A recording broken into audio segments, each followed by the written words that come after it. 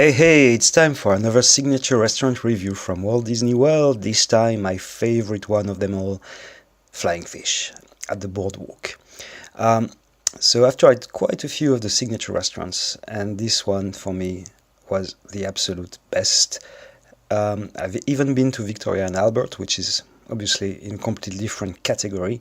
However, for the return on investment, I think I preferred Flying Fish to Victoria and Albert's, as shocking as it sounds. I'll be posting a Victoria and Albert's review soon, but in the meantime, let's go through the Flying Fish. So again, it's just behind Epcot. If all you have to do is leave Epcot through the International Gateway between the France and England pavilions, walk a little bit, a few minutes, and then you'll see a bridge on your left-hand side. You cross that bridge and you'll end up on the boardwalk. Then you can stroll around, have a look at the other bars, restaurants, shops there. It's a lovely area, and then you'll find the Flying Fish at the corner. So, the restaurant has been renovated recently. I think it was last year. It looks absolutely stunning with all the little fishes, glass fishes in the ceiling, as you can see. I also really love the bar where they have all these empty wine bottles that they use as decoration above the bar. It's lovely. There's also a big open plan kitchen, so you can see the chefs working on your dinner. I must say the service we had there was second to none. The waiter was extremely knowledgeable, mega friendly, made the best recommendations because there's so many options. We just wanted to make sure we had some of the best dishes available, so we basically asked him what were his preferred dish and why, and I ended up having my dish. I would never have chosen that if not for him, and it was, wow, mind-blowing. So to start with, we both had the same starter, the Masago-Crusted grouper cheeks with flying fish roe, sea beans and lotus roots.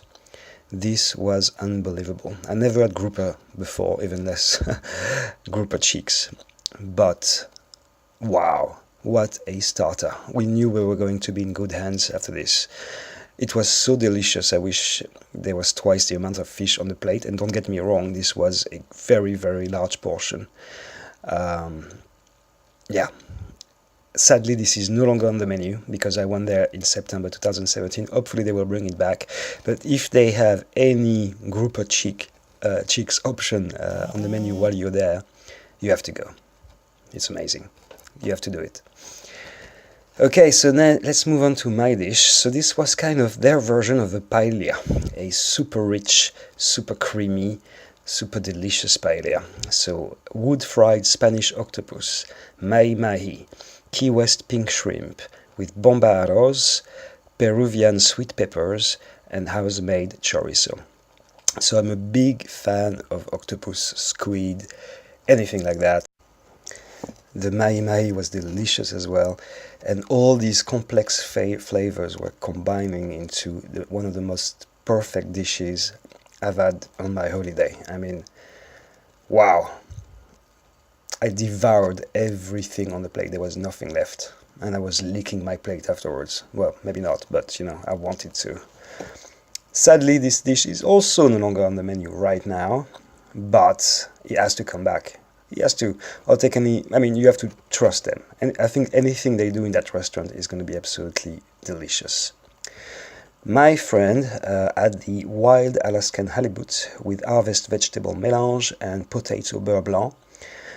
I haven't tried it, but judging by the look on his face, it was also a winner. And as you can see, quite a large piece of fish there. Yum. For dessert, we both went again on the waiter's recommendation. We went for the Florida Reef. This one is still on the menu, which is a lemon tart, toasted meringue, Florida citrus salad, ruby red grapefruit sorbet. And this was also a delicious, refreshing, not too sweet dessert, and it was a perfect contrast to the dishes we had before. Perfect way to end our dinner. And then what's really great, once you're finished and you don't want to leave, but you don't have to, because just next door, actually from the entrance of the restaurant, you can go to Abracadabra next door, which is a themed cocktail bar, which offers cocktails, obviously, but on a magical theme. So the whole place is themed after it was supposed to be a saloon that was frequented by magicians at the turn of the century, and one evening they all mysteriously disappeared. So you have lots of artifacts and posters from their performances around on the walls. The cocktails, some of them are a bit magical, like they change colors when they pour another ingredient in it or something. Some are more like classic cocktails, but it's a good way after a nice dinner to sit down and chill, and then have a good walk on the boardwalk before going back to the hotel. So definitely recommend it. Again, my favorite signature restaurant. I cannot wait to go back there. And I hope you enjoyed this review. Go to Flying Fish. That's all I have to say. Go, go, go.